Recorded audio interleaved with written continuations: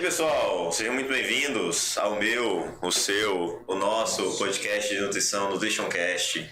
Quanto tempo? Eu sou o Jefferson Bittencourt, nutricionista. Estou aqui com o Guilherme Falcão e hoje a gente vai falar sobre café, o glorioso, a bebida mais consumida no mundo, depois da água. Não é isso? Exatamente. Eu sei das estatísticas aí. E no Brasil, a última POF, 2017-18, né, que foi publicada no passado, mostrou que o café superou o arroz no Brasil. Ou seja, é o alimento e bebida mais consumida, exceto, obviamente, a água. Que loucura. E a gente vai conversar bastante, porque o café, apesar de ser maravilhoso, sensorialmente falando, dá energia, né, etc., tem que ser consumido com responsabilidade, né? A gente vê hoje que no consultório há muitas nuances, as pessoas abusadores de café, com bebedores noturnos de café. Perfeito, assim. No doutorado a gente buscou explorar justamente o que motiva o consumo de alimentos fontes de cafeína, dentre eles o café. E a gente verificou que provavelmente, né, uma das conclusões que a gente chegou é que essas pessoas que você comentou, né, que faz o uso mais regular, para não dizer abusivo de cafeína, é o uso, aqueles né? que... Tipo usuário de droga, uso. É o uso. O pessoal usa, quando a gente fala, vai escrever, o paper usa esse termo. É porque geralmente o efeito da dependência à cafeína é uma substância psicoativa, né? Então, pode causar mecanismos similares à dependência a outras substâncias, né, que também são psicoativas. Então, o efeito da expectativa daquilo que pode trazer para você, que no caso do trabalho, aspecto da cognição, do foco, concentração, né, nos estudos, isso é muito forte. E no esporte tem o aspecto da performance. O efeito placebo, que também é muito forte na cafeína. E a gente não sabe o que realmente provocou o efeito final, o produto final. Que para o esporte tanto importa, né? O importante é o cara chegar em primeiro lugar. Mas a gente tenta estudar isso, porque quando a gente vai avaliar a substância café, controlada por placebo, num experimento, a gente tenta fazer testes com placebo aberto, para ver se de fato não foi o efeito placebo que induziu aquele efeito e não somente a cafeína. Olha aí, vocês estão vendo, né? Estamos aqui com praticamente um doutor em café. Está fazendo doutorado com o uso de cafeína. Já concluiu. Então pronto, doutor em café agora. Maravilha. E antes da gente dar início, já vindo um pouquinho do que a gente vai conversar aqui hoje no podcast, agradecer a nossa equipe, então nas pessoas de Dandara, Vinícius, Matheus e hoje com a presença ilustre, que já a gente vai ter gravação com ele também, o Felipe. Dá um salve, galera. Olha aí. Então, a equipe que nos agracia com a sua presença e participação. E, Guilherme, vamos lá. Então, sobre café, é um alimento amplamente consumido, é um alimento, uma bebida, né, que a gente faz na forma de infusão, na forma de decocção. Pior que tem gente que faz, né? Sim. Que faz café na forma de decocção também. Assim como outras bebidas em infusão, o ponto correto, tem até uma grande empresa de café, né, japonesa, que se chama 89,1 graus Celsius, que seria o ponto perfeito da temperatura da água para a extração do café na melhor qualidade possível. Então, dependendo da forma que você faz o preparo da bebida, e aí tem artigos que são bem legais que mostram isso. Assim, a bebida da forma que o brasileiro faz, que é coada, é onde tem uma menor extração de cafeína, né? Assim, em torno de 30 a 50 miligramas para cada 100 ml.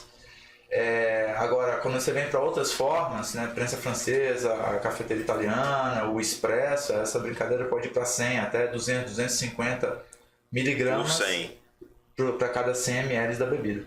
Então, realmente, depende muito da forma de extração, isso vai aumentar substancialmente o teor de cafeína. Sim, dependendo principalmente do tempo de contato da água com o pó, certo? Pressão também aumenta. Porque quando a pressão faz com que você atravesse a molécula e acaba lavando, né, as substâncias para dentro da bebida. Faz sentido.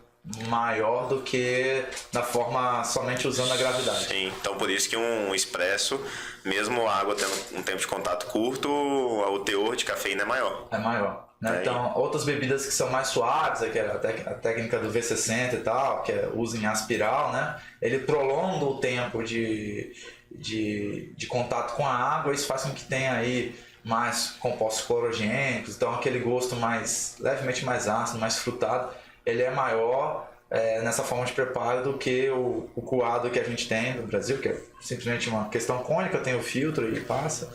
E o expresso ele é muito forte, e pode ter vários motivos para ele ser forte. Um deles é a quantidade de pó em relação à água, que é o mais óbvio. A pressão. E o outro é a torra, né? A escolha do grão que você vai usar, a moagem. Quanto mais a moagem mais partícula, fina, né? Você consegue extrair um teor maior de cafeína e o gosto fica mais forte, né? Então várias coisas podem mudar essa experiência com a bebida. Vocês estão vendo que a gente vai da ciência ao gourmet, né? Vocês estão vendo? Não, é que você entrou nesse mérito.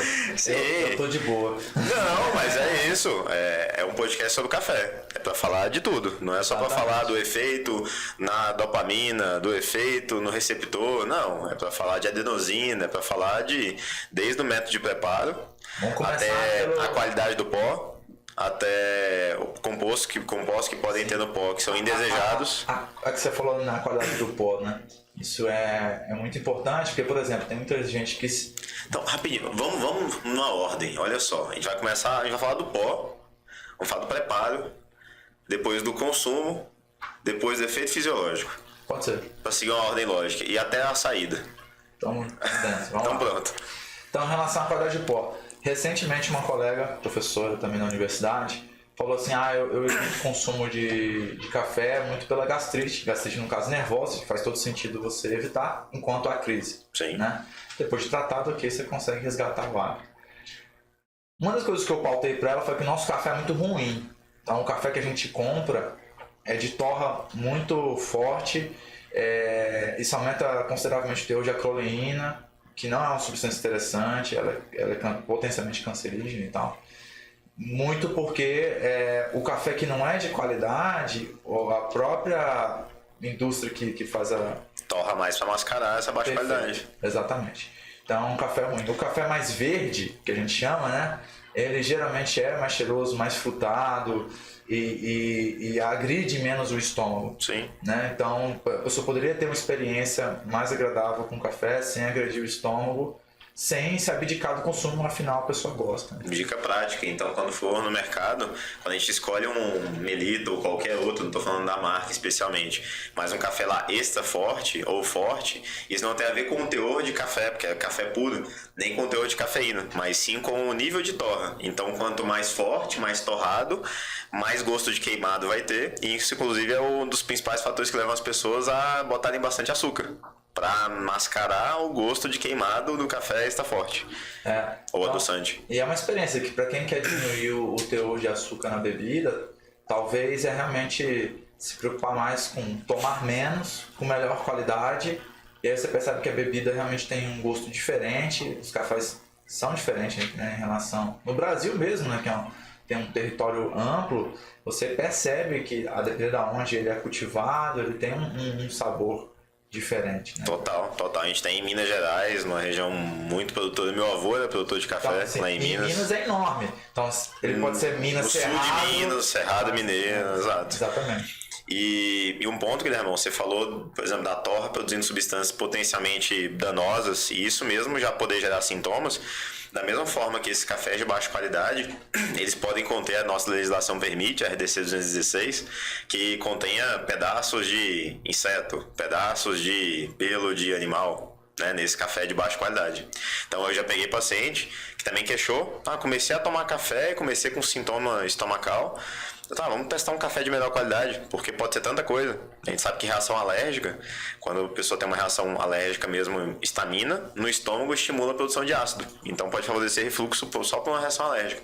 E aí ela trocou o café por um de melhor qualidade, aí não vai saber se foi reação alérgica ou se foi aos compostos da torra, mas ela já deixou de ter o sintoma, só de melhor qualidade. nem teve que retirar o café em si, né? Então a gente tem que lembrar também que pessoas alérgicas podem sofrer reação por conta disso. Então é um ponto relevante para a gente também preferir.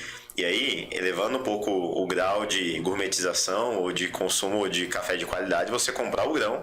Você está vendo o grão de boa qualidade, você moer na hora, moer em casa, que você tem 100% de certeza do que tem ali. Né? Você não vai ter pedaço de coisa no meio, ou outras, né, coisas que podem ter artefatos. Sim. Que nem na histologia, artefato no meio do café. Então, quando a gente compra um café e o café está sofrendo uma interferência muito grande até de mercado, e o Brasil acaba sofrendo, né? Porque se lá fora a demanda aumenta, né? Enfim, preço em relação a... O Brasil é o principal produtor mundial? De volume é um dos maiores, assim. Se você juntar Colômbia, Brasil, Costa Rica, América do Sul, já dá quase toda a totalidade. Então a gente é responsável, ou seja, né, o café bom, grande parte não fica aqui.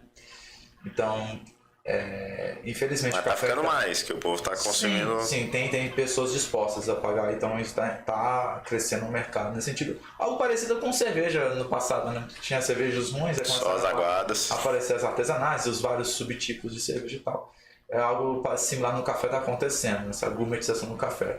Não precisa ser gourmetizado, mas o fato é que precisa ter melhor qualidade. Não é, o gourmet parece que vou pagar muito caro, uma coisa de muito gosto, muita coisa, chique. Mas não, você tá querendo um café de boa qualidade, café puro, sem ser carvão, só isso.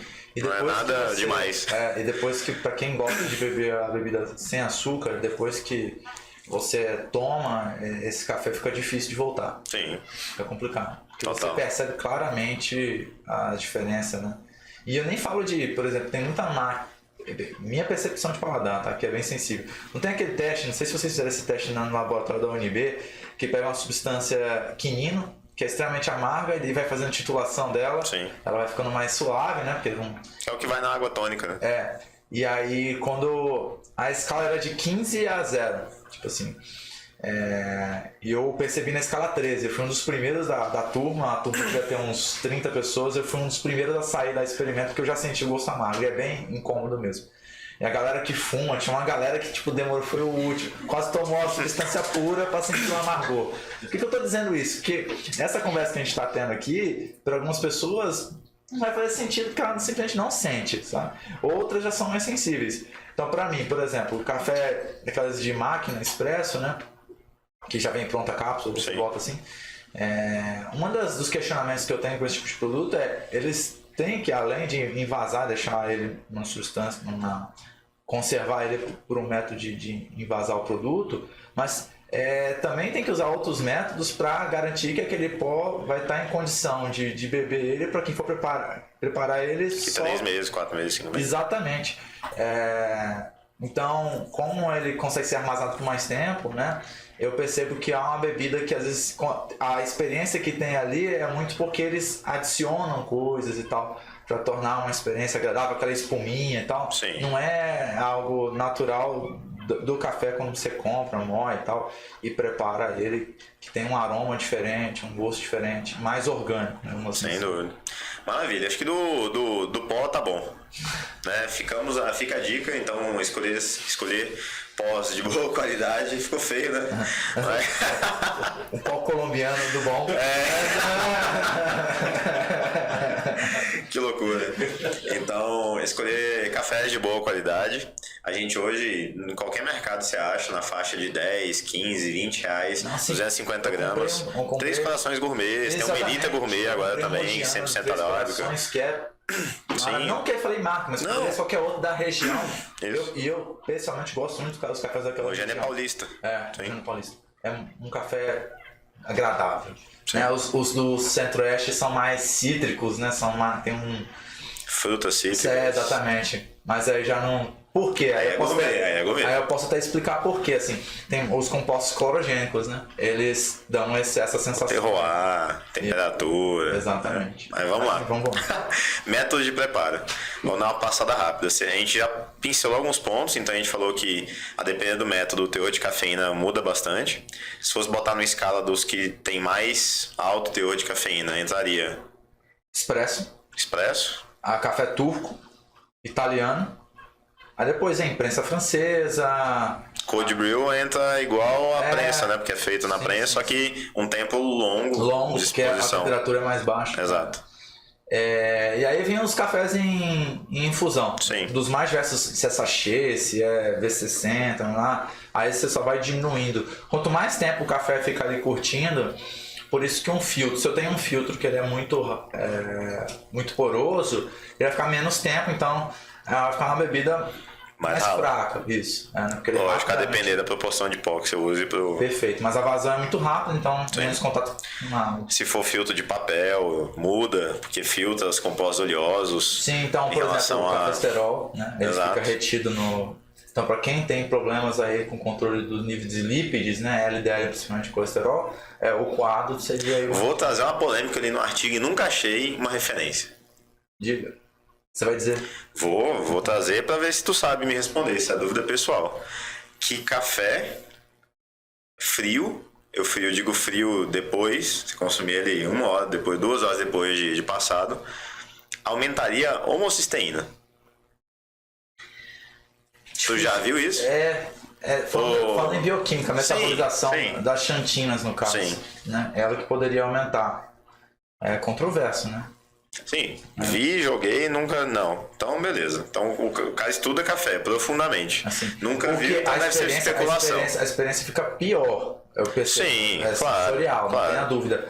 E por quê? Porque oxida, muita coisa oxida com oxigênio, o tempo e tal. Sim. A bebida que é infusão é em água e vai ter interação. Então, quanto mais fresco, melhor vai ser a experiência. Sim. Inclusive nutritivo, do ponto de vista que é um alimento funcional, o café. Então, o que eu recomendo é isso. Agora, para quem gosta da bebida gelada, o que eu recomendo beleza, né? Você preparou uma garrafa e quer consumir ele gelado, então pega a pedra, faz um café mais forte, pega a pedra de gelo e consome. E bota, porque ele vai ficar agradável, né? Sabendo que o café é mais forte, misturou com gelo, tá tudo certo, mas ele tá fresco. Né? Maravilha. Então, polêmica, depois eu vou atrás mais profundamente. De qualquer forma, mesmo que exista alguma coisa, na prática a gente não vê nada disso, então... Mas geralmente é pouco usual na cultura brasileira. As pessoas... tomar o café frio. Tomar o café, não é frio, mas tomar café passado. Passado, isso. Geralmente o pessoal prepara de manhã um café, o pessoal de tarde gosta de tomar uma nova dose. De noite, outro para bater. Para manter os níveis basais de cafeína. Sim. E aí geralmente passa o café, né? E esse é um menor dos problemas. Ótimo. Vamos falar do consumo. Vamos começar a entrar para... Tô bebendo meu cafezinho. Tem toda a experiência sensorial, que é um assunto à parte. Mas eu queria saber de metabolismo, Guilhermão. Me fala um pouquinho como é que funciona a absorção, pico, meia-vida, esse metabolismo da cafeína no nosso corpo. Então, gente, a trimetilxantina, né? A substância, ela... Nome técnico da cafeína. 1,3,7-trimetilxantina.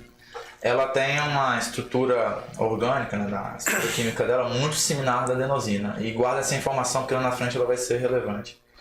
Ela consegue ser rapidamente absorvida, muito pouco na mucosa oral. A gente até fez, recentemente a gente publicou uma meta-análise. Teste de bochecho, né? Fazendo bochecho de cafeína se teria algum efeito ergogênico e não, assim. Isso porque nossa meta-análise é a terceira, né? A gente tem outras 2 anteriores, a gente veio pegando outros estudos e a estatística ainda não mostrou que seria uma estratégia favorável do ponto de vista ergogênico. Mas no estômago sim, começa a ter uma quantidade expressiva de absorção e obviamente no intestino a absorção ela é quase que total, né? Ela se difunde muito facilmente pelo corpo, né? Ela tem ação direta, mas só que grande parte dela tem metabolização hepática, né?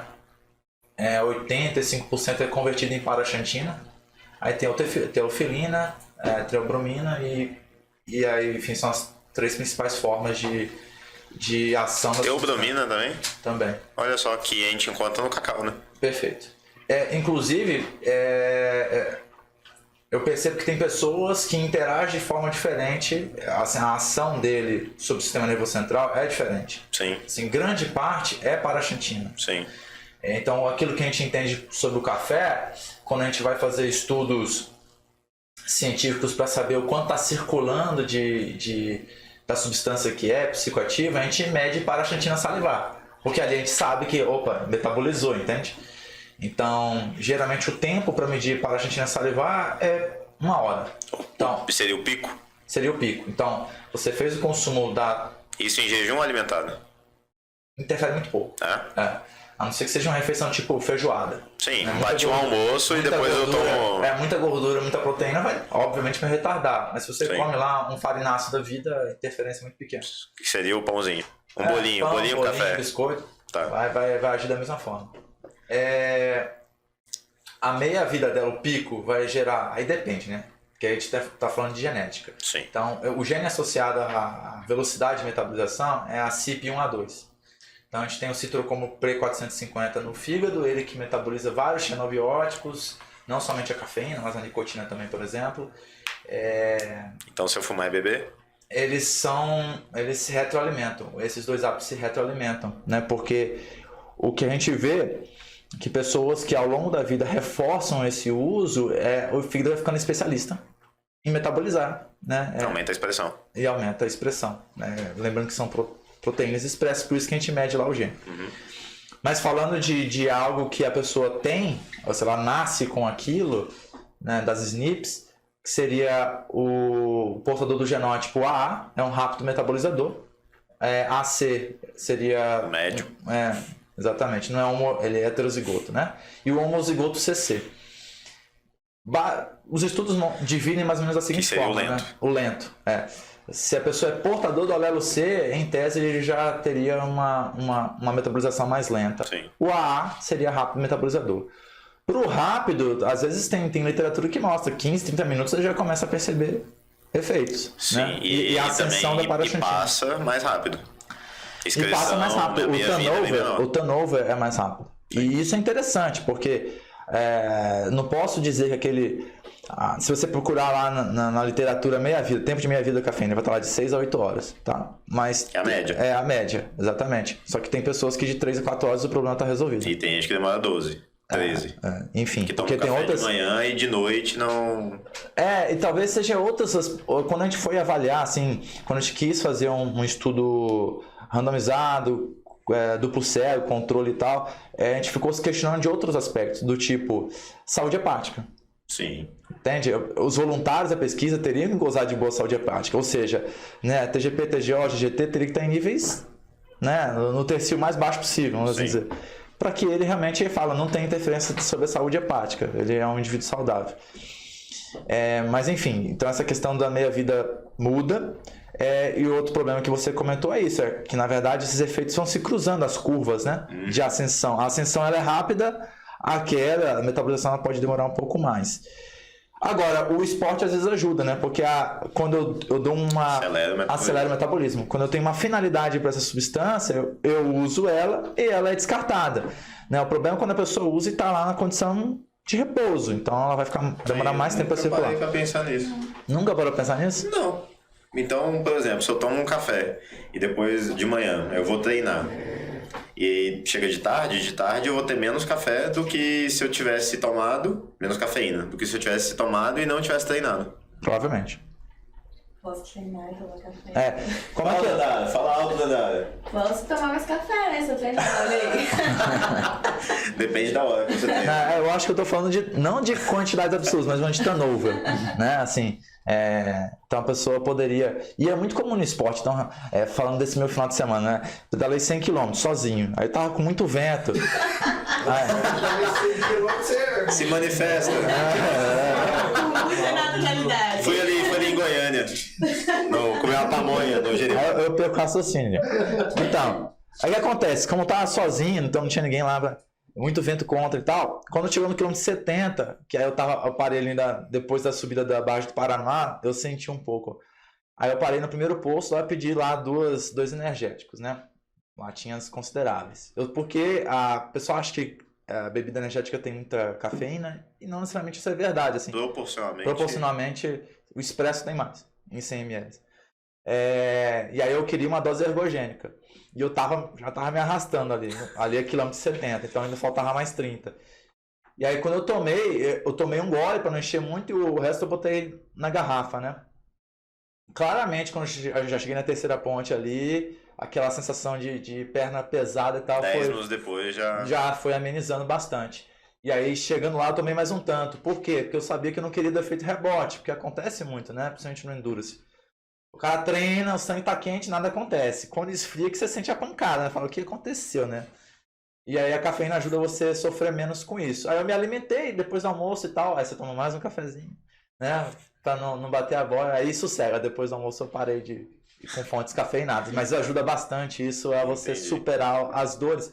E, de fato, ela diminui a percepção de fadiga e cansaço, né? E que entra no mecanismo da adenosina que eu estava explicando, né? Assim, então vamos lá, falar dos efeitos fisiológicos da cafeína. isso. Então, ao longo de um dia, quanto mais tempo você está acordado em vigília ou esforço físico, quanto mais tempo você se exercita, você aumenta os gradientes de adenosina circulando no corpo. E isso é normal, tá? O fisiológico, é esperado, e é o que faz a gente, quando atinge muita adenosina de noite, a gente tem um soninho de bebê. Exatamente. A gente vai querer descansar. E a única forma, a única solução para realmente ter uma renovação, uma redução gradual e significativa de adenosina no corpo. Ou seja, né, a cafeína, ela maqueia um estado de cansaço ou de fadiga por um intervalo curto de tempo, como se fosse uma bengala, mas não é a solução. A solução é um sono de qualidade. E aí que está o problema, né? Assim, tem pessoas que... Primeiro, aí vem novamente a questão da genética, né? Existe um outro gene chamado DORA2A, que tem relação com a afinidade que tem a molécula ao receptor de adenosina. Tem uns que têm alta afinidade. Se tem alta afinidade, tem alta sensibilidade à substância. Então, algumas pessoas sentem mais. Mas não necessariamente isso é bom. A pessoa pode... A minha orientadora é extremamente sensível. Então, o pai dela é agricultor de café, faz um café fantástico, que ela me deu uma amostra, só que ela não toma porque ela tem muitos efeitos adversos. E eu conheço várias pessoas que têm efeitos adversos graves, né? De ficar, atacar labirintite e tal. Dor de cabeça, né? Enfim, enjoo. Então, ao invés de ser algo positivo, acaba sendo algo negativo. Geralmente está associado ao genótipo TT, né? Para DORA2A. Se é TC ou CC, aí geralmente as pessoas que têm menos percepção. Sim. E aí, se você juntar essas duas variáveis, né, do gene da CYP1A2 e da DORA2A, o que você pode encontrar, né? Fazer uma análise combinatória. Tem vários cenários aí. Um dos cenários é a pessoa que, sei lá, é um rápido metabolizador e muito sensível. Em tese, esse cara é aquele cara... Bate e passa rápido. Perfeito das pesquisas científicas, sabe? Aquele voluntário que você vai testar a substância e vai responder conforme a expectativa. Dose e resposta, né? Tem o cara que pode ser lento, metabolizador e pouco sensível. É o cara outlier, né? Você administra e tá lá aquele pontinho isolado lá naquele gráfico de distribuição de pontos. Tem lá, tá sujando a amostra. Aí o que faz esse cara? Descarta.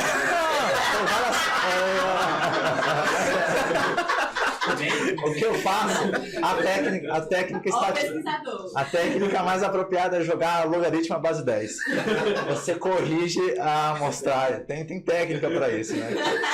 Dentro das 4 linhas. Guilhermão, né? É o rei do SPS do... SPSS.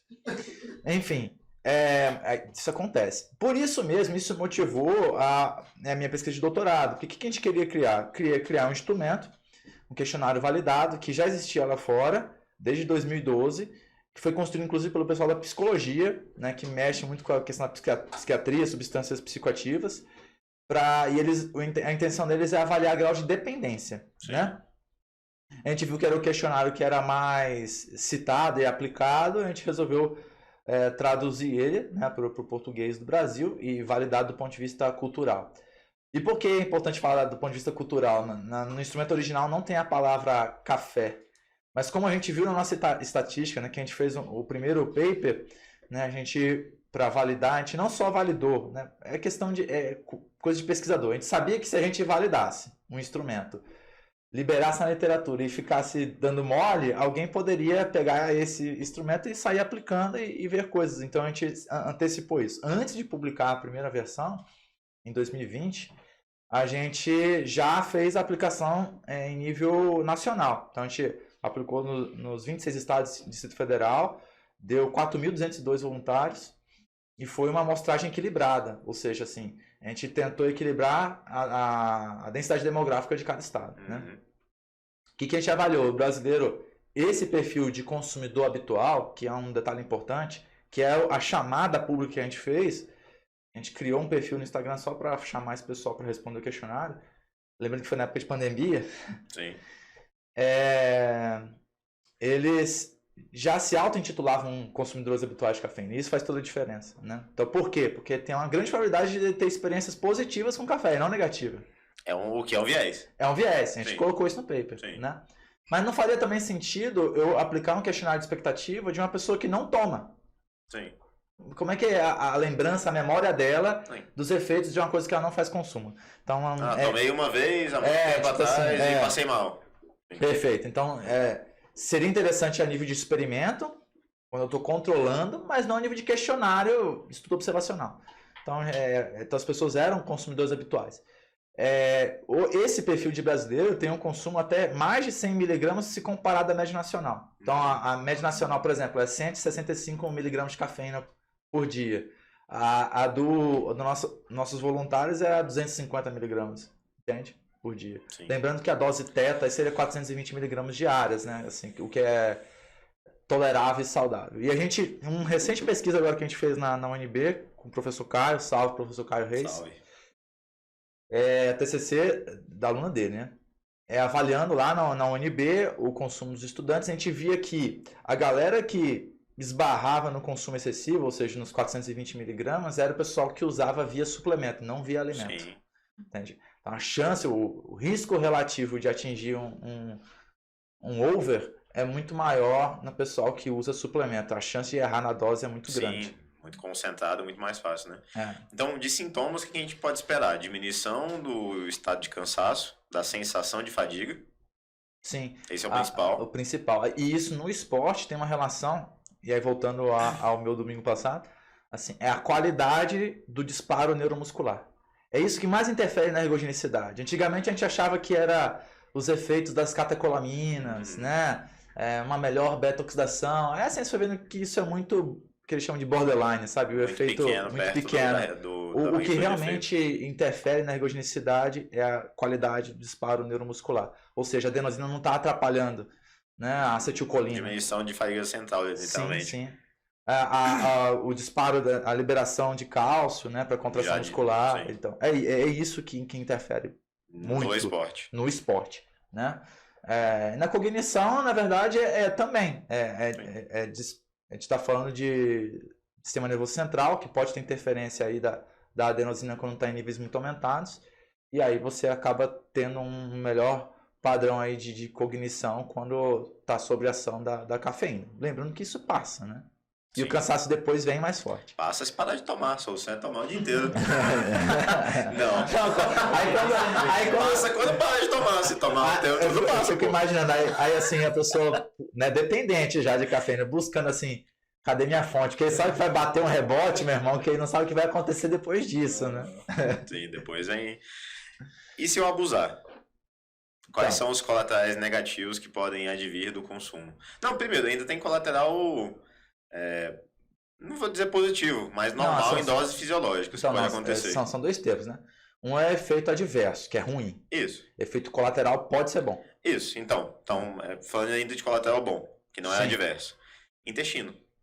Sim, né? Esse você pode explicar melhor, mas é porque ele mexe tanto no sistema simpático quanto parasimpático. E aí depende, né? Bom pra quem? Se a pessoa já tem o intestino solto, uma tendência dele, ele pode ter experiências ruins.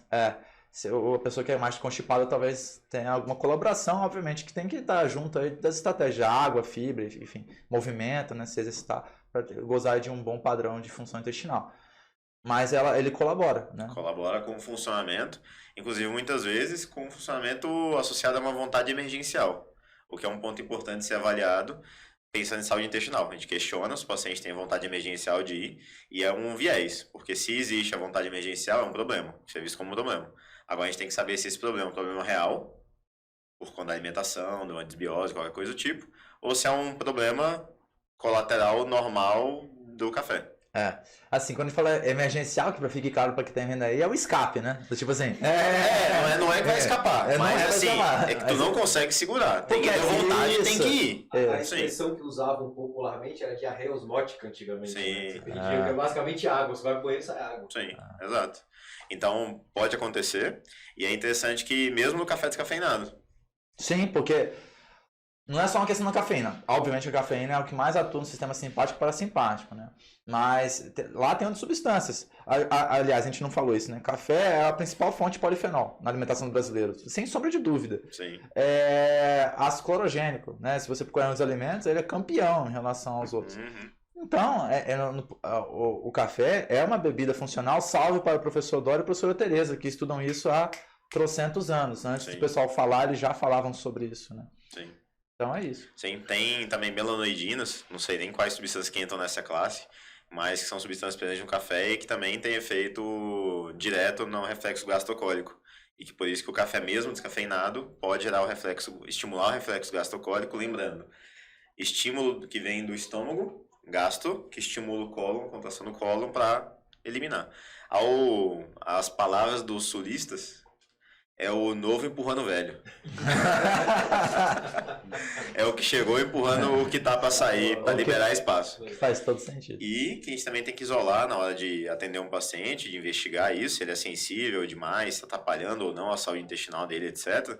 Porque é natural o intestino funcionar mais de manhã, é natural ele funcionar mais de manhã após o café da manhã, independente da presença do café ou não, justamente por conta do reflexo. De distender o estômago e desencadear. Então, tem que isolar essas variáveis. Sim, é difícil estudar isso aí. É difícil, mas assim, já peguei paciente que começou com uma diarreia. Não, de estudar que eu tô falando, fazer pesquisa. Demais, tá doido. Mas já peguei no consultório paciente que começou a reclamar de diarreia, tô com o intestino solto, tenho vontade de emergencial. Depois de 30, 40 minutos de anamnese, suplementos. Tô tomando um termogênico. Tem quanto tempo? Tem 2 semanas. E quando que começou o intestino? Tem umas 2 semanas. Aí ela mesma já... A pessoa liga os pontos, né? Então vamos fazer um teste, tira 3 dias. E aí melhorou, né? Então, maravilha. Efeitos colaterais fisiológicos podem ser bons, entra nisso. Caso, E negativos, deletérios. Vários, né? Que são decorrentes normalmente da ou superdosagem ou hipersensibilidade. Deixando claro. Perfeito. Primeiro deles, né, assim, quando a gente vai prescrever cafeína, como a gente não sabe, então a gente criou um questionário, voltando para o meu doutorado. Sim. Criou um questionário validador para o Brasil. Depois criou a versão curta no ano seguinte, 2021. Já está na Navidade? Já está na Navidade. Fica a dica. Navidade, se você for lá em pré-consulta, tem lá questionário de cafeína. Aí você pode mandar para o seu paciente, ele vai responder e isso vai te ajudar a tomar tomada de decisão, né? E aí depois a gente quis verificar se o questionário era capaz de alguma forma, predizer o perfil genético do paciente. Sim. Pelas expectativas. Então, com a experiência pessoal que ela tem de consumo, o que acontece, e conforme o que acontece, e ela marca lá no papel, se a gente consegue dizer, ele tem uma tendência de genótipo de tal característica. Legal. A gente viu o modelo, ele é viável, só que a gente entendeu durante o processo lá que, de fato, para conseguir ter estatística robusta, eu teria que ter algo em torno, sei lá, de 400 voluntários. Porque é uma análise combinatória. Sim. Né? Eu tenho um questionário lá que tem 47 perguntas, o cheio, e a versão curta tem 21. Tem 7 fatores. Né? Os fatores têm relação com aquilo que a gente espera que a cafeína provoca. Então, a questão do trabalho, questão de dependência, questão do sono, questão do esporte, desempenho físico, se tem a interferência do apetite, enfim, são 7 questões. E o que a gente percebeu? Os efeitos negativos, então, por exemplo, agitação, ansiedade, né? Tá mais associado ao genótipo TT para a DORA2A, o que faz sentido, são as pessoas mais sensíveis, né? Sim. Mas para confirmar isso com robustez, a gente gente fez lá um modelo estatístico, teria que ter uma amostragem absurda. E aí, no nosso banco de voluntários, a gente tinha 71 atletas brasileiros, né, esportistas. Então, a gente realmente viu que é um modelo viável para ser estudado, mas careceu aí de uma amostragem mais parruda. no final das contas, né, o que as pessoas mais percebem é isso, né? Taquicardia, cefaleia, e a cefaleia é o que eu ia te falar, assim. Tem pessoas que experimentam de formas diferentes. Tem gente que tem com café, mas não tem com chocolate e chá. Principalmente chá preto. Tem gente que tem com chá preto, cefaleia, mas não tem com café e chocolate. Tem gente que tem com chocolate. Principalmente o cacau, né? A gente tá falando do cacau. Sei lá, se comer nibs vai dar ruim. Sim. Né, do cacau. Por conta que as frações de quando a gente metaboliza são diferentes. São diferentes. Né? Um vai ter mais teobromina, teofilina ou paraxantina. Eu mesmo, quando eu tomo chá preto, a dor de cabeça é uma dor pequenininha, mas é chata. E ela existe. E é consistente. Ou seja, toda vez, dependente da marca, manifesta isso. Chá verde bem menos, enfim. Então que fica aí alerta para os nutris para entender que é diferente isso. Taquicardia, dor de cabeça, agitação, ansiedade, náusea, né? Desnortear. Até confusão mental. Em já níveis passei mais... por isso, experiência própria, com confusão superdosagem. Mental. Você fica, superdosagem, já teve um experimento lá na 800 miligramas. 800 é loucura, né? Mas enfim. Tremedeira. Já teve Vou caso, gravar uma aula aqui. Teve um caso, não lembra da aula, né? Teve um caso que a gente teve que pegar um estudante lá no laboratório de fisiologia da UNB e levar para a HUB. Porque na época a gente não tinha um questionário. Porque se tivesse um questionário e eu vi que o cara marcava tudo 6, falava, não, você nem participa, filho. Sim. Mas então, o questionário serve justamente para isso, fazer essa triagem e você ter uma tomada de decisão. Insônia, né? Por conta da agitação, da agitação, deletério. Aí tudo depende de questão de dose, é onde eu ia chegar. Dose e horário. Se você não conhece a pessoa que está à sua frente, o paciente, o que eu recomendaria? Doses ergogênicas baixas. Tem vários artigos de meta-análise já mostrando que é possível experimentar a dosagem ergogênica com doses mais baixas. 1 mg por quilo de peso. Acho que eu falo menos que 3, que é o padrão. 1 mg por quilo de peso, 2 mg já experimenta ganho de força, ganho de potência, resistência física. Então não precisa de alta dosagem. Né? 3 mg é aquilo que, tipo assim, a literatura é muito consistente. Isso. Então, tipo, mesmo que eu tenha consumo habitual do meu cafezinho, se eu usar 3 mg numa cápsula, a chance de ter efeito é muito grande. 3 mg por quilo de peso. Por quilo de peso, Então, isso já tem meta-análise mostrando Sim, isso. de 3 a 6, né? Porque antigamente o pessoal fazia o washout, né? O que é o washout? Vai competir. Aí o cara quer usar cafeína. Então ele fica lá uma semana sem beber nenhuma fonte, né? Ou fazer nenhum consumo de nenhuma fonte de cafeína, para na hora que ele tomar o suplemento via lá cafeína nida, bater mais forte em tese. E aí o pessoal da USP, né, do professor Brian Saunders, mostrou que não, né? Não precisa, né? Quando você... Porque em tese é o seguinte, né? O consumo habitual de cafeína não vai dificilmente vai ultrapassar 250 mg diárias. Quando eu administro numa única dose 200 mg, ou 420, que é o que vem a 420 dose dos teto. 420 é baseado numa pessoa de 70 quilos, usar 6 mg por quilo de peso. Mas só que essa turma, se você não conhece, se você nunca usou, eu não recomendo fazer isso. Nem um pouco. Porque você pode, de fato, experimentar todos os efeitos adversos, a depender da sua genética. E piorar a performance. E piora. Foi aquilo que eu disse. Eu evito, na minha estratégia pessoal, no uso de consultório, dosagens altas no pré-treino. Então, eu dou metade da dosagem no pré-treino, 40 minutos antes, né? 1 hora, no máximo 1 hora antes, para ele experimentar o efeito na largada. E ele vai, no caso do endurance, ele vai reforçar esse uso no meio. Então, você faz um cálculo lá, 1h30, o pico já aconteceu, agora está na descendente. Então, eu vou administrar mais um agora, né? Então, sei lá, se a prova tem 2h30, 3 horas de prova, o cara vai estar com uma cobertura boa de cafeína durante o endurance. Tem vários carbogéis e outros que já vêm com cafeína, inclusive, né? Uma dose pequena, doses baixas. Então, é dose muito pequena. importante você separar os suplementos, principalmente no endurance. Se você deixa para consumir o carbo junto com a cafeína, pode ser que não bata o tempo que você precisa, né? Sim. Ainda mais mesmo em doses baixas. Sim. Normalmente nos carbogéis é 85 mg, bem pouquinho. É bem pouquinho. É que nem o pessoal acha que Red Bull e tal tem, eu falei marca aí, mas tem muito cafeína, mas na lata inteira tem 80 mg. Assim, um expresso duplo tem o dobro, o triplo. Então, a gente não pode ignorar que alimentos fontes de cafeína, como o café, tem cafeína real. E na forma do expresso, eu me lembro antes de Na época que eu jogava basquete, ia lá pra Asbac, eu parava ali na Bellini e tomava um expresso duplo. Eu chegava, mano, quicando, entendeu? Quicando. Porque era basquete, né? Literalmente. Mas é isso. Coisa boa, coisa boa. Mais algum ponto que você acha importante, relevante para o pessoal? Acho que é importante conscientizar sobre o horário de consumo. Sim. Então, que no que você falou em relação à metabolização é muito individual. Perfeito. Mas que no consultório, para garantir aquela orientação de consumir no período matutino até o limite de depois do almoço ali, eu acho que é uma recomendação geral. Sim. Para que a galera, assim, foi o perfil Brasil, porque a gente estudou isso no nosso questionário, né? Qual é o perfil de consumo de alimentos fonte de cafeína dos brasileiros? A gente se surpreendeu com alguns dados. Quem quiser buscar, bota lá CAFEC, né? CAFF, né? EQ, IFEM-BR de Brasil. CAFEC é o meu nome, Guilherme Falcão Mendes, talvez você encontre aí na Nutrients, então é Open Access. E aí a gente verificou que o brasileiro ele tem um perfil de consumo. O café é o rei da manhã, então ele é tipo assim 90%. Tanto que leva o nome da refeição, café da manhã. Café da manhã.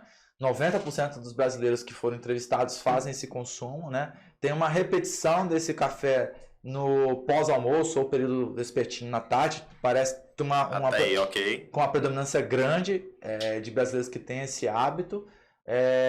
E aí vem algumas coisas muito loucas. Dormia da noite. Toma pra dormir. Mas para além de dormir, coisas que você talvez não tenha pensado. As pessoas usam cafeína de outras formas. Então, uma pessoa que tá, sei lá, dorme mal. Vamos pegar essa forma que não é via oral? Tô brincando. Vamos lá, essa persona. Enema de café? De café. Mas existe, você sabe que existe. Lógico, mas vamos lá. Desculpa, doutor. Constrói a seguinte persona, né? A pessoa que dorme mal, né? E usa o café como um bengala, né? Precisa trabalhar até 2 da manhã. Exatamente. Só que esse é um loop infinito, né? Então a adenosina ela nunca realmente é reciclada. Então o cara chega a um ponto que fica lá, faz um remake de The Walking Dead. Não é isso? O cara vive como zumbi. Toma café o dia inteiro, dorme mal. Mas tem um problema, né? No final do dia é onde vai mais bater o efeito rebote, a probabilidade de. E a pessoa usa medicamento para dor de cabeça, que tem o que associado? Cafeína. Então a gente viu uma 50 quantidade... miligramas, dose 30, 50, mas existe. Mas existe. E a gente verificou que é um consumo, tipo, 20% da população brasileira entrevistada fazia esse uso. A gente ficou meio assustado com o número. E aí a gente verificou, então, caramba, o cara tem cafeína o tempo todo circulando, né? Sim. E aí o loop infinito, porque aí vai dormir mal, porque dorme agitado, é um sono fragmentado, né? Não chega na fase REM nunca. Dificuldade para começar a dormir, dificuldade para manter o sono profundo. Exatamente. E aí o loop, né? Do dia acorda, esbagaçado, mete café e assim começa o dia.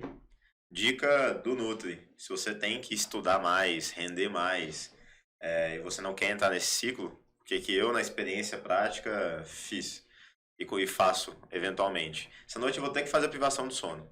Não vou conseguir dormir às 8 horas, porque eu tô com um trabalho atrasado, coisa do tipo. Deu 10 da noite, que é o horário de beber dormir. Mais cedo, né? Mas deu 10 da noite. Dorme. Vai dormir. Sem tomar energético, sem tomar café nem nada. E bota o despertador pra acordar 2 da manhã. 3 da manhã. Aí sim, tu dá-lhe café. Pra conseguir... Pra sustentar.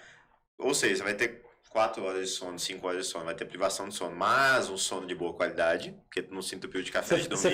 Você faz um ciclo de fase REM, né? Que dá mais ou menos 4 horas. Sim. Então assim, tu acorda bem disposto até. Tu vai conseguir render durante a manhã. Não vai entrar no ciclo vicioso, vai conseguir ter produtividade. Então, dica do Nutri, para você fazer um escape consciente. Mas eu acho que isso ainda tem aspecto de individualidade. Sim. Porque essa velocidade de reciclagem de adenosina tem íntima relação com a dinâmica da cafeína. Tem vários estudos que mostram isso. Assim. Então, talvez indivíduos rápido metabolizadores, adora 2A, né, que é TT, é a galera que consegue reciclar mais rápido. E tem a galera que não. Ou seja, vai precisar de mais tempo de sono para reciclar a adenosina e acordar realmente descansado. Sim, não vai acordar descansado. Mas vai acordar cansado, mas vai tomar um café para despertar. Sim. Então, por favor. Você como pesquisador, Jeff como nutricionista, Guilherme como Sou doutor bebedor. pesquisador em cafeína. Sou bebedor. Né? Pesquisador e bebedor. E pesquisador, exatamente. Faltou o produtor. Jeff, você começou a estudar saúde intestinal por ver maior incidência de acontecimentos de patologias intestinais? A primeira pergunta seria essa. E segundo, vocês dois enxergam alguma relação dessa com o social em si? Por quê? O consumo de café é muito grande no Brasil. Sim. As marcas mais compradas, mais São as baratas, piores. são de piores qualidades. Como que vocês enxergam isso, o impacto social de doenças intestinais, por exemplo? Olha aí.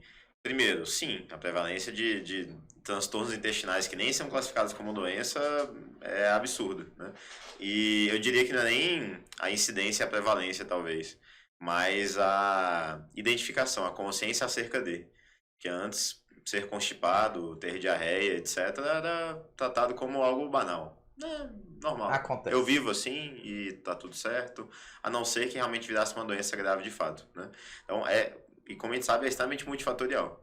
Então, eu não botaria... Eu entraria nesse aspecto multifatorial e especialmente no aspecto emocional, porque aí se relaciona com a cafeína. Drástico, exato. É assim, se no intestino irritado, o problema não é a bebida café, é que antes do café, o cara já tinha uma bomba de cortisol, de ansiedade, não sei o quê. Que aí, realmente, você vai botar lenha na fogueira, né, no caso da cafeína. E aí você pode até ficar um tempo, um ciclo, sem o uso do café para tratar, usando medicamentos e outras... Para sair da crise. Para sair da crise. E depois volta, ok. Mas quando voltar, são esses cuidados que eu falei, usar menos, um café de mais qualidade. Saber identificar a sensibilidade individual. Perfeito. Então seria nesse sentido. Mais impacto. Ótima pergunta. Sim. E é isso que eu tenho mais, e é isso que a gente mais tem estudado, até na linha de suplementação, falando da ergogenicidade, assim. A expectativa de efeito é que leva as pessoas a consumirem mais, não que necessariamente vai fazer efeito, mas é porque ela acredita que vai fazer. Sim. Entende?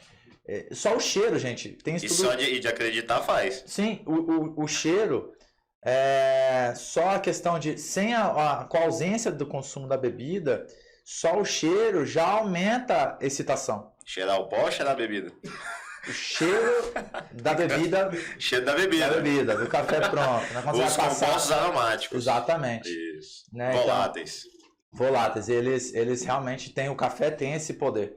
Então, isso é pouco estudado. Né? Por isso que quando eu entrei nesse universo, e eu falo para os colegas que pesquisam cafeína, falo, cara, se você for pesquisar bebida café, e o Caio falava isso, quando eles passavam um café no laboratório, tinha a copa do lado do laboratório, passava o café, Cheirinho. O atleta já estava aqui, meu irmão. Hoje eu vou voar. Já Hoje já, tem. tipo assim, desculpa quem fez o experimento, mas já cagou com o experimento, porque a motivação do cara tá lá em cima, entende?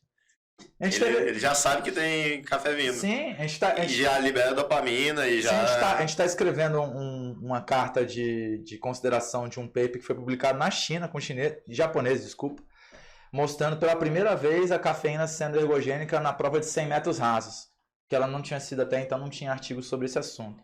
E uma das coisas que a gente colocou foi isso, cara, a prova de 100 metros rasos, o efeito da motivação expectativa é muito alto. Sim. Se você não controla essas variáveis, o cara pode correr milissegundos mais rápido só porque ele acredita que ali, entendeu? Sim. Tá acontecendo alguma coisa. Ele tá energizado, porque perfeito. A cafeína é energia. Saiyajin, né? No caso japonês, né? Toma lá, vira Saiyajin. A gente tá escrevendo, então sério, paper de qualidade, mas a gente tá escrevendo, eu, Brian, Caio... Tem que botar uma foto do Goku no paper. Só precisa, acho que seria interessante, né? Mostrando, porque os japoneses tinham dificuldade de ir para a Olimpíada e isso foi uma dificuldade que ocorreu há 2 anos atrás, que eles queriam atletas do Japão nos 100 metros rasos, mas eles tinham dificuldade de correr abaixo dos 10, que é o tempo olímpico para correr os 100 metros. Então eles ficaram buscando, final, né? Eles ficaram buscando formas de melhorar os 100 metros rasos entre os japoneses. Né? Por isso que isso foi pesquisado, mas foi publicado só agora e a gente está escrevendo aí uma cartinha para eles. Olha aí, que maravilha. Então, em síntese, pessoal, a gente conversou aqui sobre escolha do pó do café e do café em si. A gente falou de forma de preparo, a gente falou de efeito fisiológico, a gente falou de efeitos deletérios que não são bem-vindos, a gente falou de horário de consumo, a gente falou de muita coisa. Literalmente tudo sobre o café, praticamente. Tudo não. Aí tem café na gestação, aí tem um monte de outras polêmicas. Posso soltar uma bomba e deixar de falar nada? Essa bomba que tu vai soltar, tu vai ter que responder no Congresso. Eita. No Consciência Conference. Vamos lá. Dia 6 e 7 de maio. Vamos lá. A bomba é o seguinte, assim.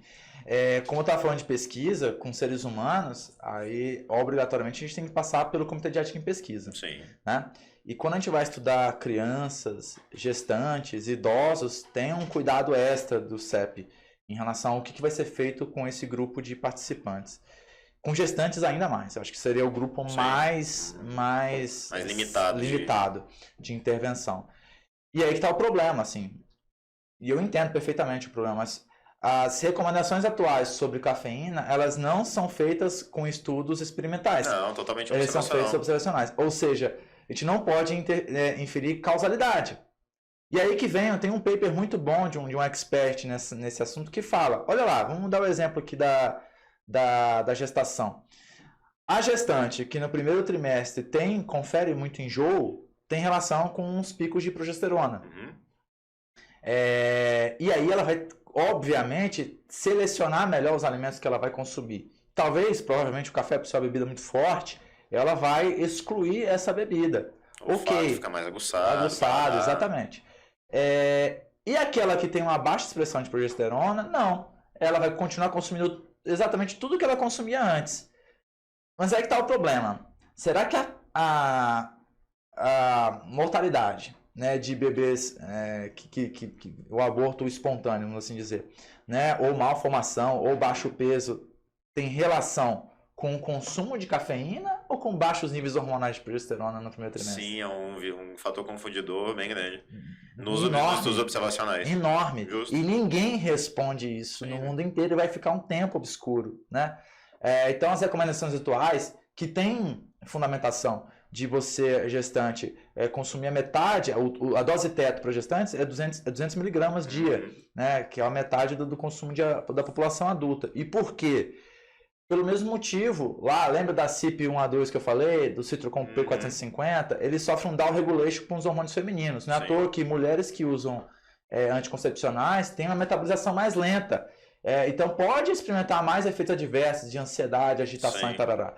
Então, elas deveriam fazer um consumo mais baixo, justamente porque essa cafeína fica mais tempo circulando no organismo. Entende? Porque a metabolização ela é mais lenta, mediada por fármaco. Evidência em si é especulativa, é associativa, mas por via das dúvidas, não vale arriscar. Assim, esse o benefício. Mas o que eu falo assim, o ponto-chave é uma gestação de risco? Sim ou não? Né? Se sim, ok, todas as medidas para proteção da gestante e do feto. Não, o seu consumo habitual, ela era segura antigamente? Tinha efeitos adversos? Sim ou não? É que nem treinar, se exercitar, entende? Que também tem efeito adrenérgico e tudo mais. Então a lógica é a mesma, só que até hoje você vê Nutris. Corta. Igual canela. Não tem nada a ver com o assunto. Não tem. Mas é a mesma coisa. Corta. 100% não precisa. Não tem estudo. Não precisa. E esse aspecto do tipo assim, você precisa saber quem é o paciente que está à sua frente. E aí vem a questão de individualidade. E eu já parei de discutir com o Nutri que fica lá, Nutri que barra Instagram e tal, que fica generalizando demais. Sim. E aí a pessoa a única fonte de polifenol que o cara tinha, de ácido clorogênico, vai embora. E composto antioxidante. Era o único. Mais. Entende? Exato. É porque não entende, ele vê o fenômeno somente por um ponto de dependendo vista. da situação, da classe social desse paciente, Com certeza. tem acesso a outras fontes. Com certeza. A principal fonte de acesso é o café. Não, tira o café, mas compra Que tá na cesta básica. um chá de 50 reais. O café é péssimo, é verdade, mas tá lá na cesta básica. Exato, quando a gente fala de um alimento mais consumido, um dos mais consumidos no país, cara, e se você pega todas para de analisar, camada. pergunta de prova, né? Qual o alimento que tem mais propriedades fitoquímicas na cesta básica? Café. Não é? O resto tudo ali é carboidrato, enfim. Recado final dado. É isso aí. Pessoal, muito obrigado por acompanharem a gente até o final. Fica o convite pro Consciência Conference, dia 6 e 7. Vou falar. O irmão vai falar lá conosco. Contra o relógio, né? Também. Lá é TT. Porra, lá é contra o relógio. Quanto tempo você tem? 5 minutos, velho. Ó, que pra muita gente 5 minutos é uma eternidade.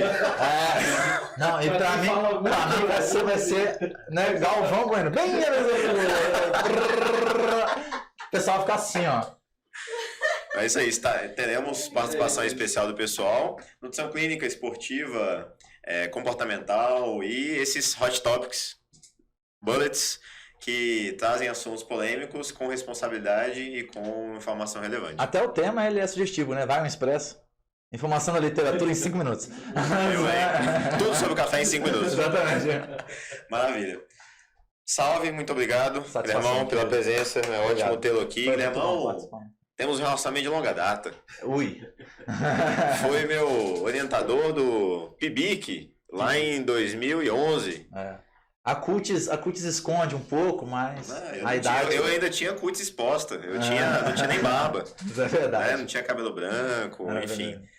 Profissional admirável. Sigam. Como é que o pessoal te acha nas redes sociais? @NutriGuilherme_Falcão. Eu tô lá, né? Apareço de vez em quando como professor, como atleta, como pai. Falando bastante sobre esporte. Esporte, cafeína. Diabetes também é minha praia, falo bastante. Dos nichos. Então, quem gosta de falar sobre metabolismo da glicose, carboidratos, gosto muito sobre esse tema. Tô lá à disposição, trocar uma ideia. Isso aí. Muito obrigado pela participação. Obrigado, Felipe, equipe. Aliás, eu não sei se essa pauta já foi colocada aqui, né? Sobre DM1 Vamos e tal. falar depois. Não foi colocada, mas anotem tá na pauta. Bota aí. Pessoal, Afago do Nutri. Até um próximo Nutrition Cast. Não deixa de seguir a gente, compartilhar o vídeo com as pessoas que queiram saber mais sobre o café com responsabilidade. Joia. Até a próxima.